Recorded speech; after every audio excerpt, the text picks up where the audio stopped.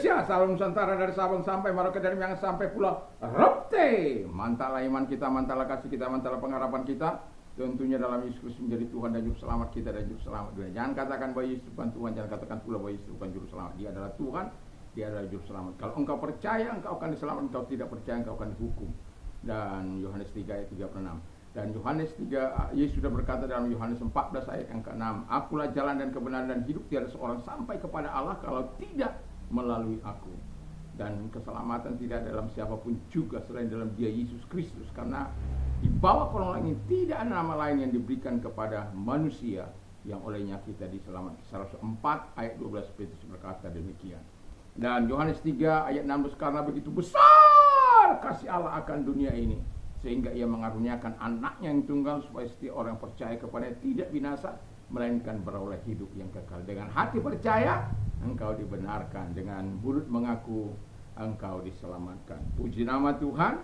Selamat pagi, selamat beraktivitas di pagi ini. Harapan dan doa saya, kekuatan Tuhan, kekuatan firman, kekuatan Roh Kudus, kekuatan doa, kekuatan iman menyertai perjalanan kita di pagi ini, supaya takut akan Tuhan dan penyertaan Allah senantiasa ada dalam hidup kita. Puji Tuhan. Sebelumnya kita berdoa. Terima kasih Tuhan, kami datang kepadamu, kami menyerahkan hidup kami dalam nama Yesus kami berdoa dan bersyukur. Haleluya. Amin. Saya akan membacakan 2 Korintus 4 ayat 1 sampai 5. Oleh kemurahan Allah kami telah menerima pelayanan ini, karena itu kami tidak tawar hati, tapi kami menolak segala perbuatan tersembunyi yang memalukan. Kami tidak berlaku licik dan tidak memasukkan firman Allah. Sebaliknya kami menyatakan kebenaran, dan dengan demikian kami menyerahkan diri kami untuk dipertimbangkan oleh semua orang di hadapan Allah.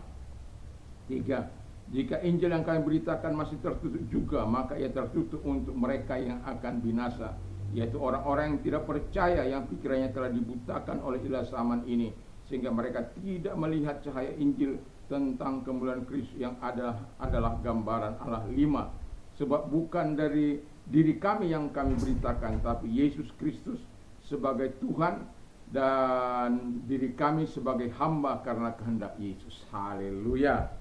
Puji nama Tuhan. Jadi dari sini kita bisa menarik kesimpulan, dan tema kita adalah hidup yang berbicara. Artinya hidup kita ini berbicara banyak melalui perbuatan kita, melalui tingkah laku kita, sehingga kita menjadi suratan yang terbuka, dapat dirasakan oleh setiap orang. Saya mengingat membaca buku, tapi saya lupa namanya, tetapi ini adalah seorang misionaris dari India, ya. Mungkin Anda bisa searching di YouTube bagaimana dia seorang yang memasuki India dengan penuh cinta dari Tuhan, dengan hatinya digerakkan memang oleh Tuhan, dan kemudian dia ingin berbahasa India kepada seorang guru di sana, dan seorang guru ini adalah orang yang betul-betul mengamati kehidupan orang ini, dan betul-betul melihat Yesus yang ada di dalam kehidupan orang ini.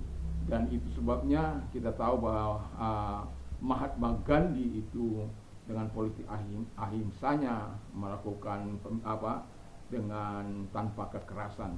Jadi kita tahu bahwa Mahatma Gandhi begitu terkenal sehingga dia mau percaya kepada Yesus, tetapi Yesus tidak tampak di hidup orang-orang percaya pada waktu itu yang ada di Afrika.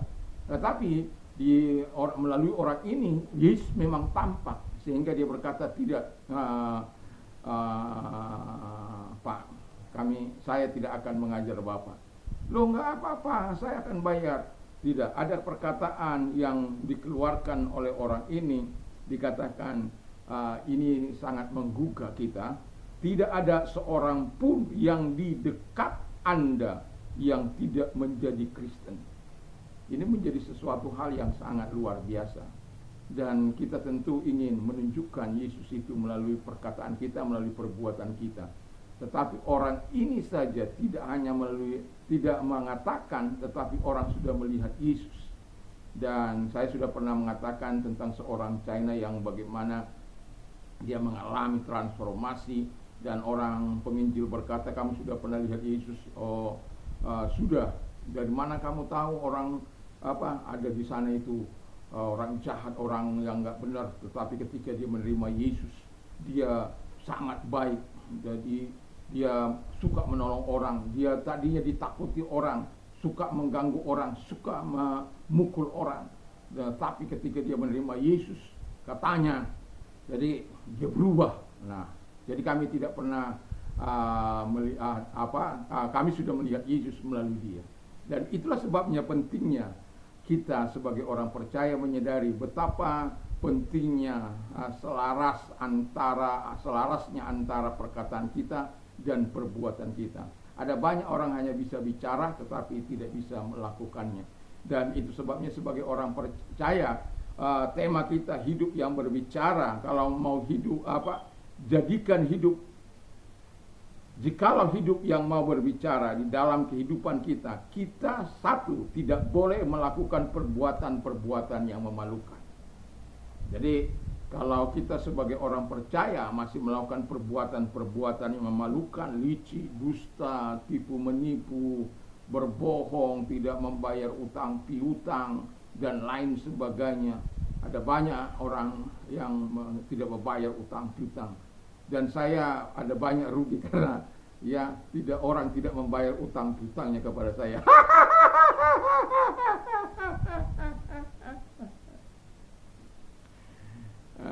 Makanya kalau saya mau menolong orang karena orang itu betul-betul terdesak dan betul ingin menolong, saya ingin karena saya sudah nggak percaya. Ada banyak kali saya tidak percaya kepada mereka, orang-orang yang mau meminjam itu, karena banyak kali mereka tidak mau mengembalikan. Tetapi kalau saya memegang sesuatu, walaupun saya tidak pernah meminta bunganya apanya, tapi kalau saya memegang sesuatu dari mereka pasti datang untuk mengembalikannya. Kadang-kadang saja itu tidak ya untungnya kadangkala ada yang nilainya lebih rendah, ada kadangkala nilainya lebih tinggi. STNK saja ditinggalkan.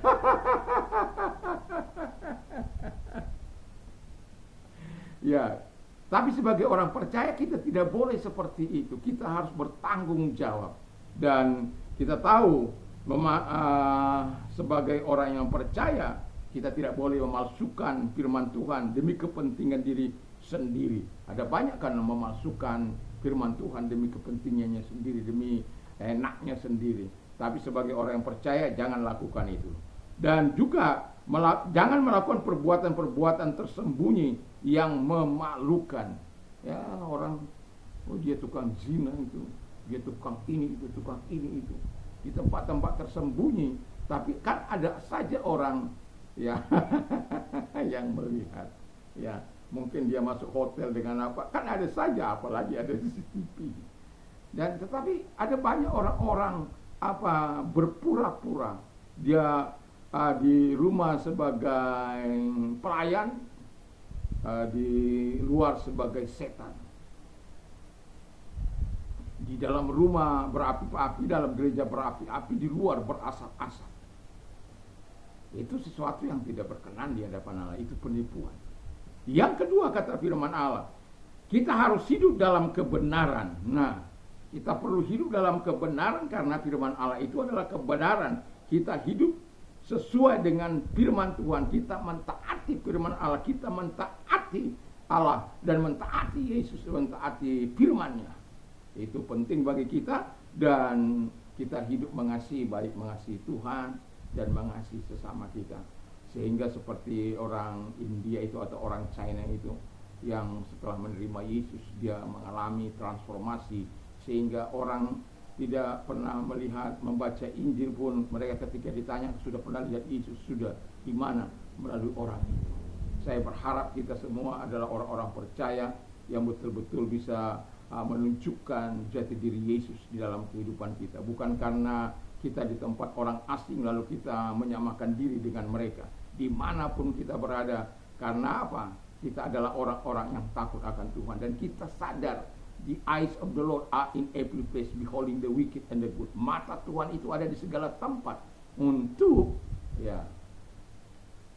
Untuk apa? Untuk melihat orang-orang yang berbuat baik atau berbuat jahat. Jadi jangan pernah engkau bersandiwara dalam hidupmu, apalagi di hadapan Tuhan. Kau tidak akan pernah bisa menyembunyikan hal-hal yang baik maupun hal-hal yang jahat, karena sorotan mata Allah akan senantiasa ada dalam hidup. Yang ketiga, kata firman Allah, harus memberitakan Yesus Kristus. Jadi Paulus tidak datang untuk memberitakan dirinya, walaupun dia bersaksi tentang dirinya, tetapi dia bercerita tentang apa yang sudah lakukan Yesus terhadap orang atau terhadap dirinya, dan itu sebabnya dia bersaksi. Tetapi yang diceritakan adalah Yesus sebagai Tuhan, di mana di dalam firman Allah dikatakan dalam 1 Korintus 8 ayat 6, yaitu Bapa yang daripadanya, saya ulang, namun bagi kita hanya ada satu Allah saja, yaitu Bapa yang daripadanya segala sesuatu dan yang untuk Dia kita hidup. Satu Tuhan saja, yaitu Kristus Yesus, yang olehnya segala sesuatu dijadikan dan yang karena Dia kita hidup. Jadi kalau nggak karena Dia, kita nggak akan bisa hidup, ya. Ya, itu sebabnya kita harus mengasihi Tuhan, mencintai itu. Lalu kemudian sebagai juru selamat, Filipi 3 ayat 20, karena kewarganegaraan kita adalah di dalam surga,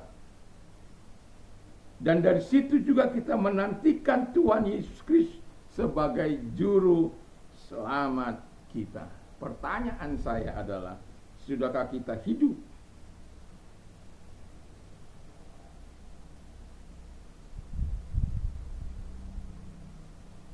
sesuai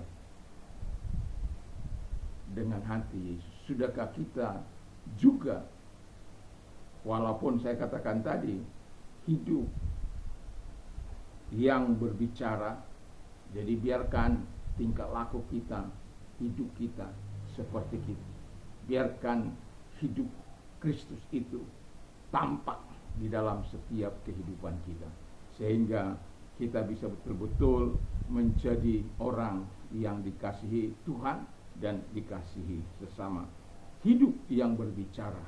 Jadi kalau hidup yang berbicara, tentu bukan lagi kita yang berbicara, melainkan Yesus yang tampak melalui tingkah laku kita, perilaku kita, perbuatan kita, karena kita sudah mengalami transformasi daripada Tuhan.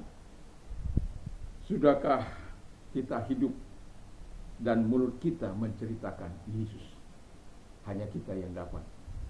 Tapi saya berharap, kalaupun tidak ada kesempatan mungkin untuk kita bercerita tentang Yesus, tapi satu hal yang bisa kita tunjukkan adalah supaya hidupmu dapat bercerita banyak kepada mereka. Seperti misionaris di India itu, atau seperti orang China yang mengalami transformasi, yang begitu satu kampung ditanya tahu bahwa mereka bisa melihat Yesus melalui perbuatan. Karena apa? Sebelumnya hidupnya tidak melakukan yang benar, tapi ketika dia hidup dalam Yesus, dia suka menolong, dia suka membantu, dia melakukan apa yang diperintahkan oleh Tuhan. Sehingga orang berkata, kalau orang berkata, oh dia melihat Yesus, sudah di mana? Di sana, ya. Jadi kalau kita saya berharap kita juga begitu, dan rindukan untuk tetap hidup dipakai oleh Tuhan, baik dalam perkataan maupun dalam perbuatan. Mari kita tunduk kepala dan kita berdoa. Terima kasih Tuhan, biarlah hidup kami yang ada ini bisa berbicara kepada tetangga kami, kepada masyarakat dimanapun kami ada. Terima kasih Bapa di surga. Dan kalau engkau sakit, apapun sakit penyakitmu, saya akan berdoa kepadamu dalam nama Yesus, segala sakit penyakit yang mereka derita, aku perintah keluar, dan oleh biru daripada Tuhan Yesus engkau sembuh oleh kuasanya jamahan, karena Tuhan hadir menumpangkan tangan atasmu. Terima kasih Bapa di surga. Dan kami juga berdoa kepada mereka-mereka yang memiliki masalah. Kalau engkau memiliki masalah dalam hidupmu, angkat tangan kedua belah tangan. Kalau engkau membutuhkan pertolongan, mari kita berdoa. Terima kasih Tuhan, lihat tangan-tangan yang diangkat kepadamu. Kami percaya penolong kami yang sejati adalah Tuhan, pembela kami adalah Tuhan. Kami tidak akan takut karena Tuhan tahu persis segala kebutuhan hidup kami. Di dalam nama Yesus kami bersyukur dan kami berdoa. Haleluya, haleluya. Amin. Dan selamat pagi, selamat beraktivitas tentu bersama dengan Tuhan. Mantap, mantap.